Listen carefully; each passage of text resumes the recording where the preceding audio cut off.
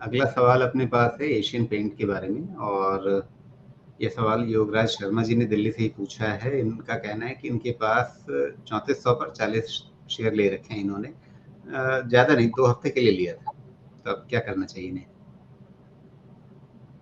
3400 पे आपने लिया है और प्राइस तो आ रहा है नीचे, और स्ट्रक्चरल ब्रेकडाउन है, सर्टेनली है, और 200 DMA is close to 3000। Behaviour देखते हैं 3000 पे कैसा है शर्मा जी। उसके पहले डिसीजन ठीक नहीं है। अभी इसका जो इंटरमीडिएट ट्रेंड है वो वीक है। वीक है मतलब 200 DMA टेस्ट होना चाहिए, उसके पहले की कोई वैल्यूएशन नहीं बनेगी। 3000 के नीचे साइकोलॉजिकल प्रेशर आएगा स्टॉक में, जब तक वो नहीं होता है ये करेक्शन वहां तक जाकर फिर रुक जाएगा। बाकी रीवैल्यूएट करके 3000 के पास इसको देखा जा सकता है, बिकॉज हो सकता है कि ये जो इसका बॉटम बना है 2700 के नीचे का, हो सकता है कि वो बहुत ही अच्छा बॉटम बन गया, लेकिन स्टॉक के वैल्यूएशन के हिसाब से ये स्टॉक ये है कि बड़े रेंज में कंसोलिडेट करेगा। तो 3000 मुझे लगता है कि ठीक है, और वैसे भी ये सीजन में तो आप पेंट कंपनी से बहुत उम्मीद कर नहीं सकते हैं, इनके लिए एक क्वार्टर के बाद ही इनका टाइम आएगा। हाँ। जी, लेकिन जिस तरह से सिर्फ 2 दिन में ये बड़ा लंबा गिर गया है, पहली चीज़ कि अगर आपने 2 दिनों के 2 हफ्तों के लिए खरीदा था, मतलब आप एक शॉर्ट टर्म ट्रेडिंग कर रहे थे। तो उसके हिसाब से 3400 पर अगर आपने खरीदा था, तो आपको कहीं पर एक स्टॉप लॉस पहले से तय करना चाहिए था, और इस समय ये 3200 के नीचे ये शेयर है। वो आपका स्टॉप लॉस आपने जो भी तय करके रखा होता, जिस भी फॉर्मूले से किया होता, वो स्टॉप लॉस कहीं ना कहीं ट्रिगर हो गया होता। अगर आपके पास अभी भी ये शेयर है, इसका मतलब ये है कि आपने स्टॉप लॉस लगाया ही नहीं। तो पहली चीज, ट्रेडिंग कर रहे हैं और स्टॉप लॉस नहीं लगाया, ये चीज आपके सामने इसी तरह के नतीजे कभी भी ला सकती है, किसी और शेयर में भी ला सकती है। तो इसे आप ट्यूशन फी समझ लीजिए जो एशियन पेंट्स ने आपसे वसूले हैं। आपको एक सिखाया है कि ट्रेडिंग करने का तरीका, बेसिक तरीका ये है कि आपको स्टॉप लॉस जरूर लगाना है। अब यहाँ पे तो ठीक है, अब जो गलती हो गई, अब सुमेश, इनके सामने अब क्या विकल्प है? समय इनके पास ज़्यादा है नहीं।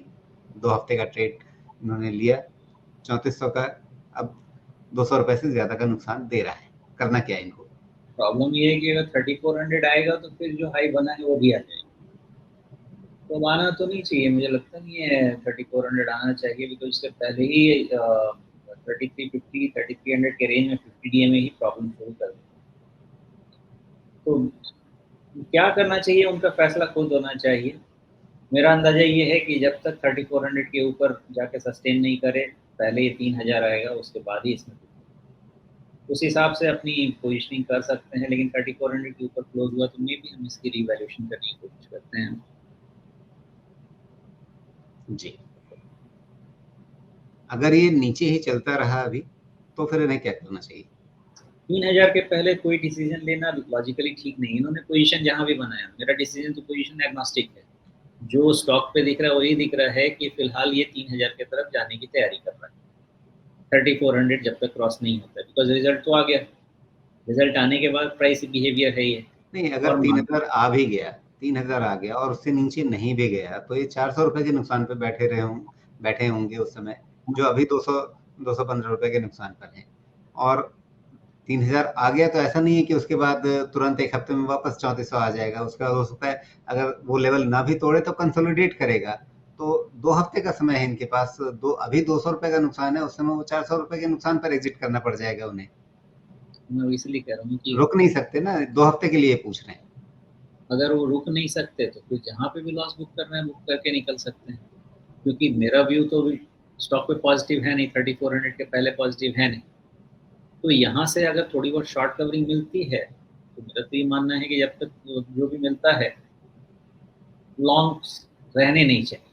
3400 के पहले लॉन्ग्स रहने नहीं चाहिए। तो अगर कहीं अभी इनका करीब कितने पे प्राइस है, 3400 पे इन्होंने दिया है, 3200 पे चल रहा है। अगर 100 रुपये ऊपर अगर बाउंस में मिलता है तो 100 रुपये का दान देने में कोई दिक्कत तो है। जी, तो कुल मिलाकर के अभी कहानी इसमें ठीक नहीं है, और 2 दिन बहुत तेज गिरा है, इसलिए एक स्वाभाविक बाउंस बैक आ सकता है। उसमें आपको थोड़ा सा और नुकसान कम हो जाएगा।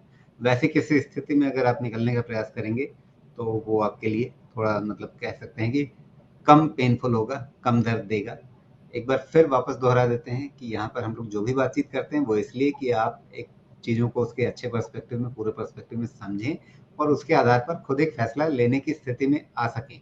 लेकिन वो खुद फैसला लेने के लिए आपको अपनी तरफ से भी पढ़ाई लिखाई करनी चाहिए, सोचना समझना चाहिए, चीज़ों को जानना चाहिए और निर्णय आपको खुद लेना होता है। हम सिर्फ आपकी मदद करने की कोशिश करते हैं। हम आपके लिए एक जो कहते हैं कि ब्लैंकेट एडवाइस कि नहीं आप ऐसे ही कर लो, वो आपके सामने नहीं रखते हैं, वो हमारा काम नहीं है। हम आपके सामने एक पर्सपेक्टिव देते हैं, उसके आधार पर निर्णय आपको खुद करना है।